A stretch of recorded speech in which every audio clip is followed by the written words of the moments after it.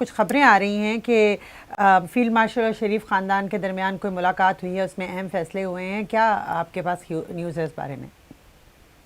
जी, बिल्कुल, ये खबरें हमने सबसे पहले सोशल मीडिया पे देखी, फिर ज़ाहिर है हमारे भी कुछ ज़राए हैं, हमने उनसे कोशिश की इनकी तस्दीक करने की। तो काफ़ी हद तक इस बात में सदाकत नज़र आती है। अगेन 100% तो जब तक दोनों तरफ से कोई कन्फर्म ना कर दे नहीं कहा जा सकता, लेकिन जो ज़राए हमें बताते हैं, मुलाकात हुई है। और इससे पहले शरीफ ख़ानदान की आपस में मुलाकात हुई थी, उसमें नवाज़ शरीफ, शहबाज़ शरीफ और मरीम नवाज़ शरीक थे। और मरीम नवाज़ के जापान के दौरे से आने के फ़ौरी बाद और फिर जो है वो एक और मुलाकात हुई जिसमें कि इन तमाम लोगों की फ़ील्ड मार्शल आसिम मुनीर से मुलाकात हुई है। मुलाकात की ज़ाहिर है चूँकि तफ़ासील बाहर नहीं आई हैं और उस तरह से तस्दीक भी नहीं है।